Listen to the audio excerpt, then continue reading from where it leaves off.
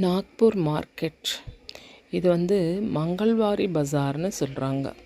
மங்கள்வாரின்னு ஒரு ஊரே இருக்காங்க. இந்த ஊர் பல்லாவரம் சந்தை போயிருக்கீங்களா?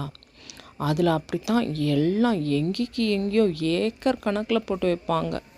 மளிகை சாமானில் இருந்து எல்லா விதமான இதுவும் பேர்ட்ஸ் விற்பாங்க, மீன்கள் விற்பாங்க, எல்லாமே இருக்கும். அங்கே பார்த்திங்கன்னா ஆன்டிக் கலெக்ஷன்ஸ் இருக்கும், பிளாஸ்டிக் பொருட்கள் இருக்கும், காய்கறிகள் இருக்கும், மற்ற மளிகை ஐட்டங்களும் இருக்கும், புடவைங்க இருக்கும், ஹோம் திங்ஸ் எல்லாம் இருக்கும், கிச்சன் திங்ஸ் இருக்கும்.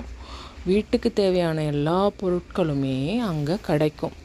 அந்த பஜாரில் பார்த்திங்கன்னா பேரம் பேசி வாங்கலாம். நம்ம இந்த விலைன்னு அவங்க ஆனால் கொஞ்சம் நிறைய ஏற்றி தான் சொல்லுவாங்க.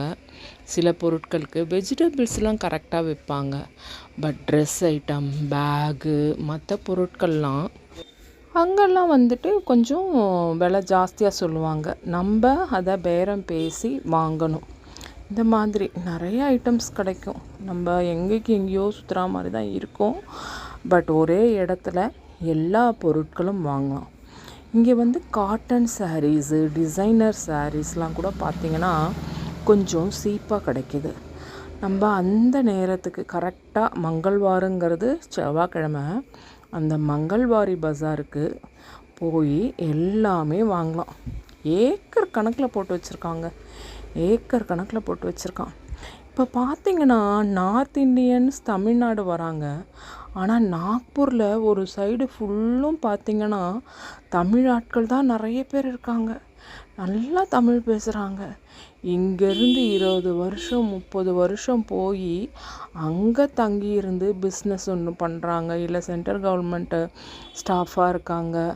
அந்த மாதிரி இங்கேருந்து அங்கே நிறைய பேர் தமிழ் ஆட்கள், நம்ம ஆட்கள் அங்கே போய் அங்கே அழகாக வேலை பண்ணிக்கிட்டு இருக்காங்க.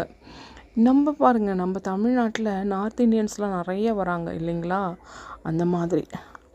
ஆனால் அவங்க தமிழ் பேசுகிறத பார்த்திங்கன்னா ஏதோ ஒரு குழந்த தமிழ் பேசுகிற மாதிரி இருக்குது. சில நார்த் இண்டியன்ஸ், அந்த ஹிந்திக்காரவங்க, பெங்காலிக்காரங்க, அவங்கெல்லாம் பேசுகிறப்ப பார்த்திங்கன்னா ஒரு குழந்தை பேசுகிற மாதிரி சிலர் அப்படி அதை சேர்த்து பேசுவாங்க.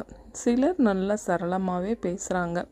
அதனால் நம்மளுக்கு எந்த ஊராக இருந்தால் என்ன, ஆனால் ஒரு மொழி தெரியல, ஒரு இது தெரியல, நம்ம ஒதுங்காமல் அங்கே போய் 4 பேர்கிட்ட பேசினா 4 வார்த்தை பேசும்போதே தெரியும் இதுக்கு இதுதான் அர்த்தம்னு.